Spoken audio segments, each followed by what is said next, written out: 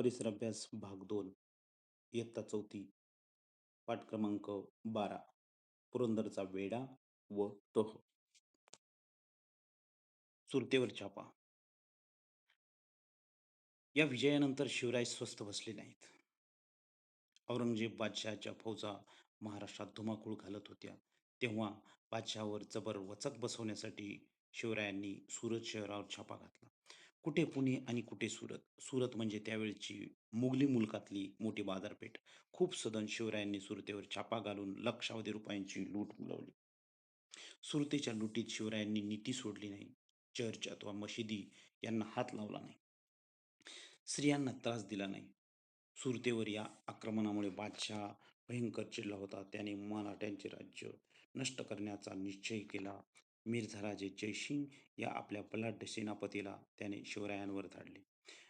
त्याच्या सोबतीला दिलेर खान हा आपला विश्वासू सरदार दिला. अलोट खजिना आणि अफाट दारुगोळाही बरोबर दिला.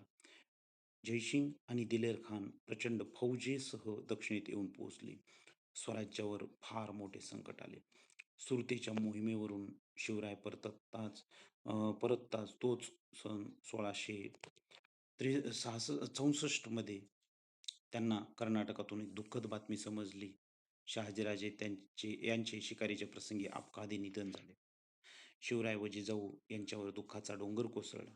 मातोश्रींच्या गळा पडून शिवरायांनी या दुःखातून त्यांना सावरले. पुरंदरला मुघलांचा वेढा. पुरंदर हा शिवरायांचा प्रचंड व बळकट किल्ला होता. हा किल्ला घेतल्याशिवाय शिवरायांचा बिमोड होऊ शकणार नाही असे दिलेर खान जाणून होता. त्यामुळे दिलेर खानाने पुरंदरला वेढा दिला. त्याची फौज फार मोठी होती, पण पुरंदरचा किल्लेदार मुरारबाजी मोठा जिद्दीचा वीर होता. त्याच्या हाताखालचे शिपाई मोठे शूरगडी होते. हे सारे शूर शिपाई घेऊन मुरारबाजी लढायला उभा राहिला. दिलेर खानाच्या तोफा कडवू लागल्या. तोफेचे लाल भडक गोळे किल्ल्यावर कोसळू लागले, पण मुरारबाजी व त्याचे मावळे हटले नाही. ते अधिक जोमाने झुंजू लागले. मुघलांनी तोफांचा भडीमार केला. माचीचा बुरुज ढासळला. मुघल माचीवर घुसले. दिलेर खानाने माची जिंकली. मराठ्यांनी वरच्या बाल्य किल्ल्याचा आश्रय घेतला. ते लढतच राहिले. दिलेर खान आपल्या छावणीतून ही लढाई बघत होता. मुरारबाजी रागाने लाल झाला होता. त्याने 500 मावळे निवडले. यांना घेऊन त्याने मुघलांवर हल्ला करायचा पेत केला. बाल्य किल्ल्याचा दरवाजा उघडला. हर हर महादेव अशी गर्जना करत मुरारबाजी आणि त्याचे मावळे मुघलावर तुटून पडले. थोडा वेळ भयंकर लढाई झाली. मुघलांचे सैन्य अफाट होते, पण मराठ्यांनी त्या सैन्याचा धुव्वा उडवला. शेवटी मुघलांनी माघार घेतली. ते दिलेर खानाच्या छावणीकडे जीव घेऊन पळत सुटले. मुरारबाजीने त्यांचा पाठलाग सुरू केला. मुरारबाजीचे सैन्य दिलेर खानाच्या छावणीत घुसले. छावणीत एकच गोंधळ माजला. धावा धाव, आरडाओरडा, किंकाळ्या यांचा हाकार उडाला. घाईघाईने दिलेर खान हत्तीवर अंबारीत बसला. त्याने समोर पाहिले तो त्यास मुरारबाजी दिसला. मुरारबाजी तलवार कोणाच्या छतावर, कोणाच्या मस्तकात, तर कोणाच्या कंठात घुसत होती. मुरारबाजी कोणालाही आटोपत नव्हता. त्याचे शौर्य बघून दिलेर खान थक्क झाला. मुरारबाजीचा अतुल पराक्रम. दिलेर खानाला बघून मुरारबाजी चवताळला.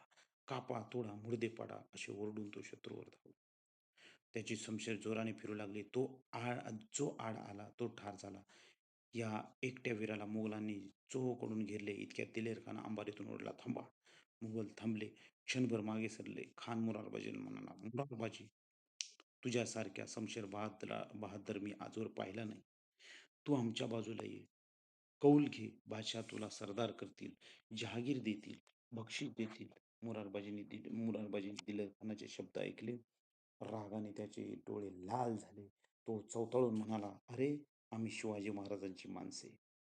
तुझा कौल घेतो की काय? आम्हाला काय कमी आहे? तुझ्या बादशहाची जहागीर हवी कोणाला? मुरारबाजीने खानाच्या दिशेने झेप घेतली आणि तो तुफान कत्तल करत सुटला. दिलेर खानाने अंबारीतून बाण सोडला. तो बाण थेट मुरारबाजीच्या कंठात शिरला. तो जमिनीवर कोसळला. मावळ्यांनी त्याचा देह उचलला आणि बाले किल्ला गाठला. किल्लेदार पडला म्हणून खूप दुःख झाले. पण एक मुरारबाजी पडला तरी काय झाले? आम्ही तैशी शूर आहोत, हिंमत धरून लढतो असे म्हणून ते न डगमगता पुन्हा निकराने लढू लागले. ही बातमी शिवरायांना कळल्यावर ते फार दुःखी झाले. त्यांनी विचार केला, एक एक किल्ला वर्ष वर्ष लढवता येईल, पण विनाकारण माणसे मरतील. शिवरायांना ते नको होते. पुरंदरचा तह. करणार काय? शक्ती चालेना, युक्ती उपयोगी पडेना, तेव्हा काही काळ माघार घेणेच योग्य. म्हणून मुघलांशी तह करायचा, असे शिवरायांनी ठरवले. शिवराय स्वतः जयसिंहाकडे गेले. त्यांनी त्यांच्याशी मुत्सद्देगिरीचे बोलणे केले. ते म्हणाले, "मिर्झा आपण राजपूत आहात. आमचे दुःख आपण जाणता. बादशहाच्या स्वाऱ्यांनी महाराष्ट्र उद्ध्वस्त झाला आहे. लोकांचे हाल होत आहेत. लोक सुखी व्हावे म्हणून आम्ही स्वराज्याचे काम हाती घेतले आहे. आपणही हे काम हाती घ्या. मी आणि माझे मावळे आपल्या पाठीशी उभे राहू." जयसिंग मोठा धूर्त होता. त्याने शिवरायांना तह करण्यास सांगितले. त्यांनी तह केला. या तहात शिवरायांनी 23 किल्ले व त्याखालचा 4,00,000 खुणांचा मुलूक मुघलास देण्याचे कबूल केले. हा तह 1665 साली झाला. पुरंदरचा तह झाला. याच वेळी शिवरायांनी आग्र्यात जाऊन बादशहाची भेट घ्यावी असे जयसिंगाने सुचवले. त्यांना सुरक्षतेची हमी दिली. जयसिंगाच्या सूचनेवर शिवरायांनी विचार केला. बादशाह कपटी आहे. स्वतःच्या भावांशी सुद्धा त्यांनी दगलबाजी केली. हे शिवराय ओळखून होते. तरी पण या प्रसंगाला सावधगिरीने तोंड द्यावे असे त्यांनी ठरवले. आपण बादशहाची भेट घेण्यास आग्र्यात जाण्यास तयार आहोत, असे शिवरायांनी जयसिंगाला कळवले.